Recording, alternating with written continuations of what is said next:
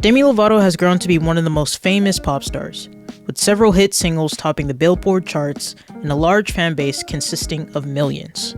In a previous video, I said that not everyone can have a successful career post-Nick or Disney acting, and Demi Lovato is one of those exceptions. Despite this success, however, in recent times, Demi has done and said questionable things, including drinking and smoking after her overdose, and saying that the word alien is a derogatory term towards extraterrestrials in space. Yes, she actually said that. Just a minor note as we get into the video, although Demi came out as non-binary last year, her pronouns do include they, them, and she, her, as you'll hear me say throughout the video. Many would assume that Demi kicked off her acting career with Disney, but she actually started as a child actor, regularly appearing on Barney and Friends at the age of 10. She also guest starred on the television dramas Just Jordan and Prison Break. It would then be in 2007 when Demi starts working with Disney. Hey, I'm Demi Lovato from Sunny with a Chance, and you're watching Disney Channel. She had a minor role on the show As the Bell Rings. Then she was cast in the starring roles of Camp Rock and Camp Rock 2. Later on, she'd co-starred with Selena Gomez in the Princess Protection Program. Finally, in 2009, she'd get her own show, Sunny with a Chance, which lasted until 2011. Kids today will never understand what Disney was like back then. In addition to her acting on Disney, Demi would release their first album that would debut at number 2 on Billboard 200. A year later, they would release their second album, with the title track reaching number 15 on Billboard Hot 100, making it their first single to reach the top 20. Years after, she'd go on to release albums with hit songs such as Skyscraper, Cool for the Summer, and Sorry Not Sorry. She'd also occasionally go back to TV, making guest appearances on shows such as Glee and RuPaul's Drag Race. Shortly after a guest star appearance on Will and Grace in January 2020, she performed at the Grammy Awards and sang the national anthem at Super Bowl 54, something that she had dreamt of doing for most of her life. Despite all of the fame and success, however, not everything is as it seems from the outside looking in. Although we can point to recent events of Demi's controversial takes and incidents, they actually aren't new to this. In 2015, Demi would face backlash from fans when they criticized the makers of Barbie dolls for deciding to create a doll to emulate the actress Zendaya. They tweeted that the toy's makers should consider making a curve in their image, which in my opinion is weird to even comment this, given the doll actually was true to size for Zendaya and matched some of her features, including dreadlocks. She would then be criticized for stealing Zendaya's moment instead of directly congratulating her like many others did. After all this backlash, she would delete this tweet as a result. In 2016, Taylor Swift donated $250,000 to another pop star, Kesha's legal battle against Dr. Luke. Demi criticized Taylor for not publicly speaking out about the case and sharing her political beliefs. She would then write on Twitter, "Take something to Capitol Hill or actually speak out about something, and then I'll be impressed." Demi responded to one commenter writing that not everyone has $250K to just give to people, and that she'd rather start a dialogue about women being raped than throw money at one person. "At least I speak up about shit that's uncomfortable to talk about rather than trying to be politically correct 24/7. Fans would comment asking why she has to make it about herself and that's not a competition to impress Demi. One user replied with a tweet saying that Swift's cool $250,000 does a hell of a lot more for Kesha than a tweet does. In 2018, she hired a sex worker who walked into her bodyguard's room without permission and would then grab his quote-unquote area. In the tweet she'd say, "I hired a lady of the night in Vegas and sent her to Max's hotel room to surprise him. She walked into his room without permission and grabbed him in his quote-unquote area, and she freaked the fuck out. Ha ha ha ha ha." Obviously, not everyone shared the same humor as Demi, with many calling it sexual assault. After deleting the tweet, Demi responded, "I could tweet something about craving jelly beans and it would offend someone," later saying, "So sorry if anyone was offended." Although her bodyguard Max would come out and defend Demi after this incident, you can only imagine that Demi would rip another celebrity into shreds if they had done the same thing and shared it as publicly as she did. Demi would again get more media coverage in 2018 as a result of her drug overdose. After 6 years of sobriety, they relapsed and overdosed on a dangerous mix of opioid drugs. For Demi, this was a coping mechanism to escape pain and trauma, saying, "In the same way my addiction almost killed me, it saved my life at times, because there were times that I dealt with suicidal ideations.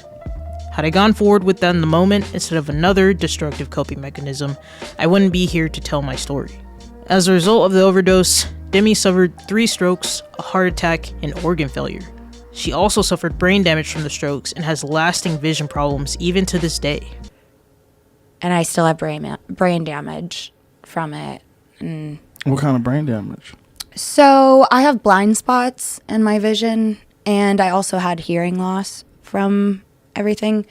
The blind spots are like I don't drive. I can't. Thankfully, Demi recovered soon and would be back to making music and doing interviews to share her story. However, in March 2021, she declared herself as being quote-unquote California sober, meaning that they were off of hard drugs, but would indulge in alcohol consumption and weed in moderation. I've learned that it doesn't work for me to say that I'm never going to do this again. I know I'm done with the stuff that's going to kill me, right? California sober lifestyle wasn't for everyone. Recovery isn't a one-size-fits-all solution. You shouldn't be forced to get sober if you're not ready. You shouldn't get sober for other people. You have to do it for yourself. It's a term that a lot of people use to identify this path of moderation with the help of some green plants. Mm-hmm. You know what I'm saying? I do. And so green is the key word. Mm-hmm. And that's that. This would, of course, upset people.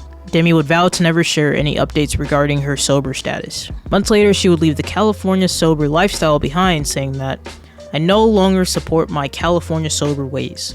Sober is the only way to be." Now we've reached the big chill froyo controversy, when Demi would say that the frozen yogurt shops, sugar-free cookies, and other diet foods were triggering her, finding it extremely hard to order froyo from the big chill when you have to walk past dozens of sugar-free cookies / other diet foods before you get to the counter. Demi would essentially start a full-on war on her Instagram, with Big Chill responding, and it turned out to be a back and forth between both parties. After this back and forth, Demi would then go on to allege gaslighting. Everyone's favorite new word these days. She would then apologize later with this video. As someone that deals with an eating disorder, is in recovery from an eating disorder, I still to this day have a hard time walking into a froyo shop, ordering yogurt, and being content with it and keeping it down. I know that seems like not a huge deal to a lot of people, but for me it is. So by the time I got to the counter, after seeing so much diet stuff and health food stuff, it wasn't clear to me that it was for specific health needs. And so I didn't know that. I just took it as, okay, I'm going into a froyo shop, I'm seeing sugar-free, I'm seeing this and that. If there was a sign that said celiac, vegan, I would have understood. That would have been clear messaging to me.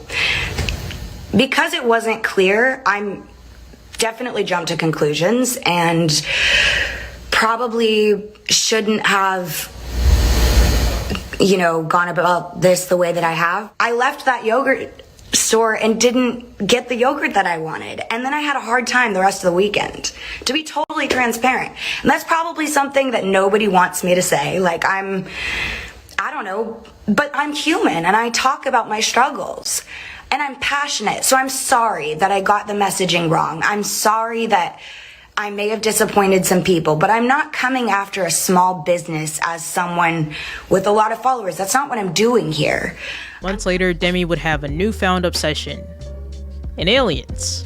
They'd have their own show on Peacock, Unidentified with Demi Lovato, where Demi brings viewers on a road trip in search of definitive answers to some of the biggest questions about extraterrestrial life.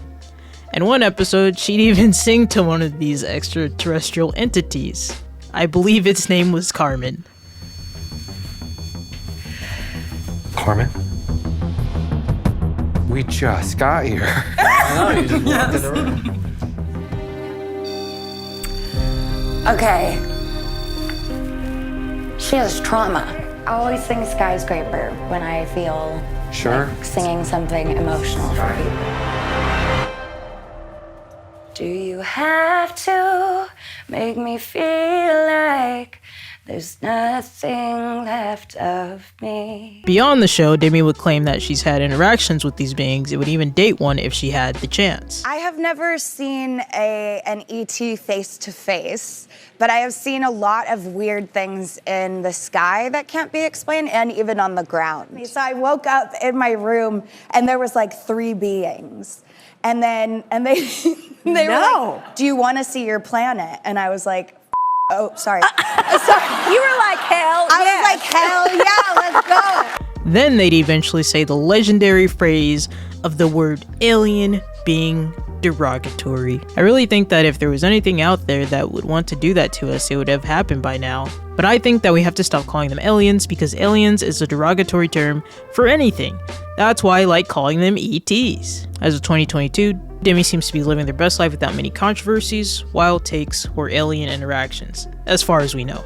Like any celebrity, she's just been consistently publishing photos of herself and working on her 8th studio album that will feature a return to emo rock. Obviously, it seems as though Demi is and will continue to have a successful music career because of her talent and as an entertainer. And of course, the millions of fans to support her along the way. However, how she's viewed in the public eye outside of her fan base is entirely different. There's nothing wrong with freely speaking your mind and strongly sharing opinions you have on something. Though when you consistently criticize and accuse others of being triggering or offensive, when in some cases shared that's not even true, to be honest, it can be difficult to take you seriously after a while. Not to mention making several claims on beings you've never seen or met before. Sorry to tell you, Demi, I don't believe you. You have no right to say that something's derogatory for a thing that no one has ever seen before, except maybe the guys at Area 51. Demi needs to realize that the entire world cannot cater to her triggers, and that maybe some things are better left unsaid.